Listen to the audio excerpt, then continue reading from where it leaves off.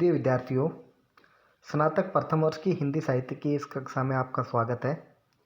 आज हम हिंदी साहित्य के चौथे काल या चौथे चरण आधुनिक काल के बारे में चर्चा करेंगे। हम पहले बात कर चुके हैं कि हिंदी साहित्य को 4 भागों में विभाजित किया गया है। सबसे पहले आदिकाल, फिर भक्तिकाल, फिर रीतिकाल और चौथा और अंतिम चरण है आधुनिक काल। आधुनिक काल की समय सीमा लगभग 1850 ईस्वी और उसके बाद का समय माना जाता है।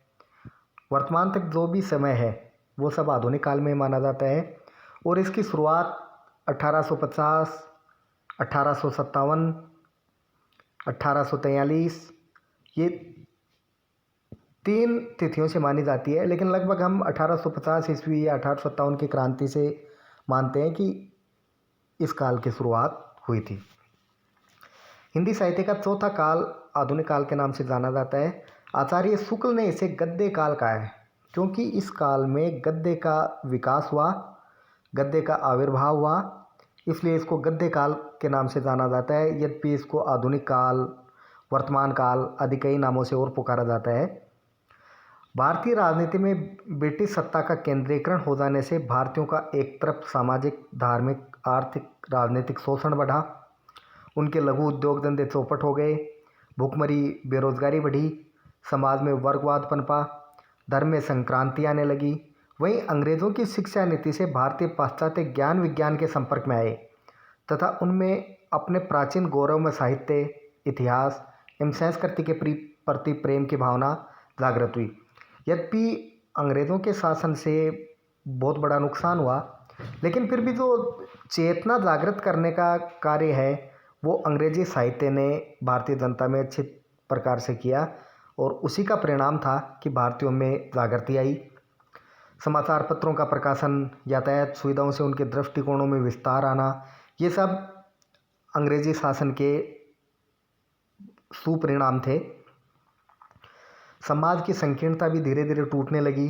सामाजिक धार्मिक सुधार आंदोलनों जैसे ब्रह्म समाज, आर्य समाज, प्रार्थना समाज, थियोसॉफिकल सोसाइटी आदि के प्रयासों से समाज में नवीन चेतना की जागृति हुई। सनय सनय समाज प्राचीन रूढ़ संस्कारों से निकलकर नवीन समानता पर आधारित विचारों पर बढ़ने लगा और साहित्य में सामाजिक, धार्मिक एवं आर्थिक, राजनीतिक चेतना का समावेश होने लगा। अर्थात ये जो अंग्रेजी राज्य था, उस अंग्रेजी राज्य के परिणाम स्वरूप भारतीय जनता में सामाजिक, आर्थिक, राजनीतिक, धार्मिक चेतना जागृत हुई। लोगों का शिक्षा का स्तर बढ़ा, विदेशी साहित्य के संपर्क में आए। तो इस प्रकार उसमें जो राजनीतिक जागृति आई, उसके फलस्वरूप साहित्य में भी एक परिवर्तन आया। आधुनिक युग को हम निम्न शीर्षकों में विभाजित कर सकते हैं। यद्यपि आधुनिक युग या आधुनिक काल या वर्तमान काल या गद्य काल जिसे हम कहते हैं, इसको हम कई उप विभाजनों में बांटकर हम देखते हैं। पहला है भारतेंदु युग।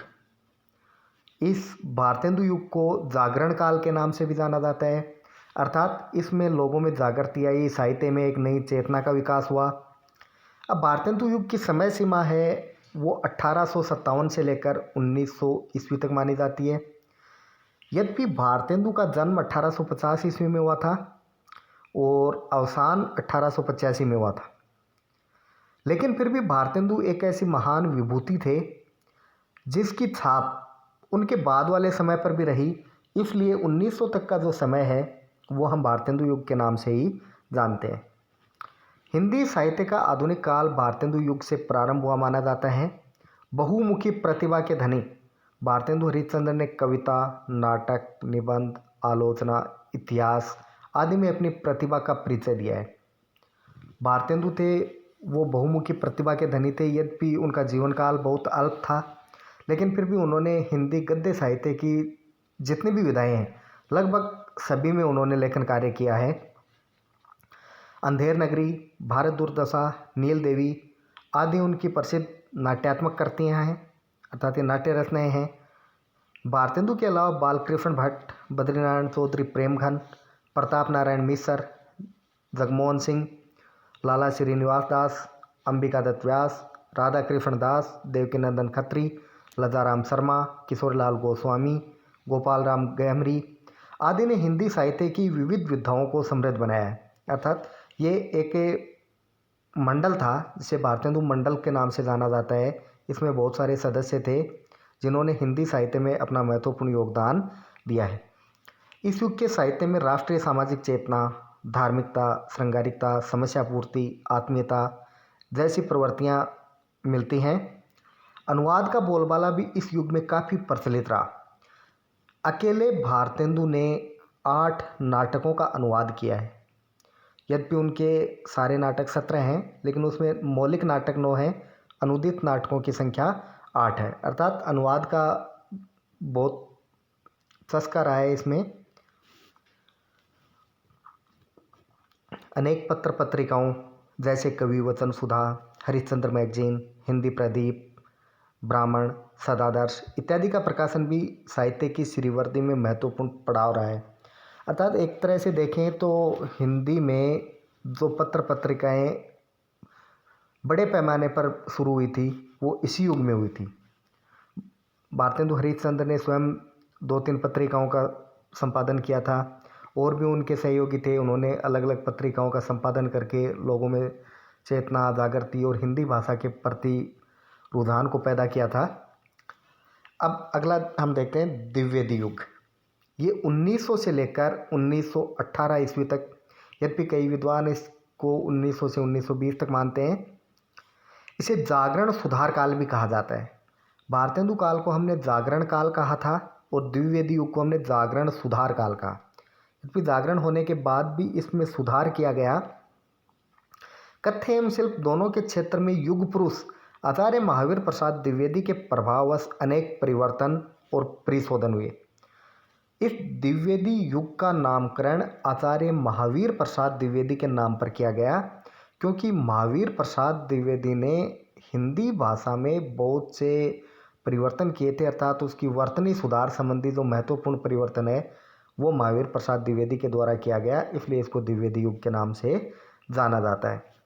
अनेक साहित्यकारों को द्विवेदी जी सरस्वती पत्रिका के माध्यम से साहित्य जगत में लाए, जिसमें बहुत बड़े बड़े नाम गिनाए जा सकते हैं, जैसे मैथिलीशरण गुप्त, जिसको हम राष्ट्रकवि कहते हैं। ये राष्ट्रकवि मैथिलीशरण गुप्त भी महावीर प्रसाद द्विवेदी के प्रभाववश ही हिंदी साहित्य में आए थे। इस युग के साहित्य में सामाजिक राष्ट्रीय चेतना, मानववाद, नीति और आदर्श, इतिवृत्तात्मकता, हास्य व्यंग इत्यादि प्रवृत्तियाँ प्रधानता से मिलती हैं। इसी युग में खड़ी बोली भाषा का शुद्धिकरण हुआ और वह गद्य के साथ साथ पद्य की भी भाषा बनी। द्विवेदी युग से पहले प्रथा ये थी कि गद्य काव्य है वो खड़ी बोली में लिखा जाता था, लेकिन पद्य के लिए ब्रज भाषा का प्रयोग किया जाता था।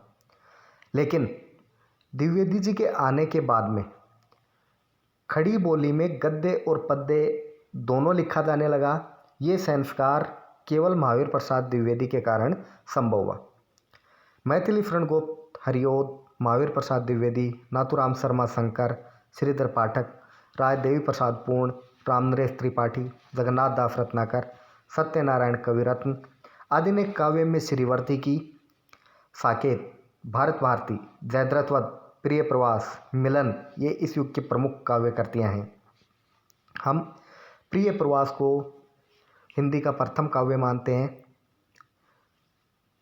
और ये जो भारत भारती है, जयद्रथवध है, ये भी इस युग की महत्वपूर्ण कृतियाँ हैं। काव्य की भांति गद्य में भी अनेक साहित्यकों जैसे वृंदावन लाल वर्मा, राधाचरण गोस्वामी, बालकृष्ण भट्ट, माखनलाल चतुर्वेदी, बद्रीनाथ भट्ट, जीपी श्रीवास्तव, गोपाल राम गहमरी, देवकीनंदन खत्री, हरिओद, प्रेमचंद प्रसाद, विश्वम्भरनाथ शर्मा कौशिक, महावीर प्रसाद द्विवेदी, माधव मिसर, सरदार पूरण सिंह, चंद्रधर गुलेरी इत्यादि ने महत्वपूर्ण योगदान दिया और कहानी, नाटक, उपन्यास, निबंध, आलोचना को अनेक आयाम प्रदान किए। इनके अलावा इस युग में संस्मरण, रेखाचित्र, जीवनी, यात्रावर्त आदि का भी प्रादुर्भाव हुआ। अर्थात मोटे तौर पर हम ये कह सकते हैं कि हिंदी साहित्य की जितनी भी विधाएं हैं, चाहे वो नाटक हो, उपन्यास हो, रेखाचित्र हो, एकांकी हो, निबंध हो, इन सब में महत्वपूर्ण लेखन कार्य हुआ। और या यूँ कहें कि इन सभी की शुरुआत ही इसी युग में हुई तो भी कोई अतिशयोक्ति नहीं। इसलिए द्विवेदी युग है वो हिंदी भाषा के परिष्कार के लिए हमेशा याद किया जाता रहेगा। इसीलिए इसको जागरण सुधार काल के नाम से जानते हैं। धन्यवाद।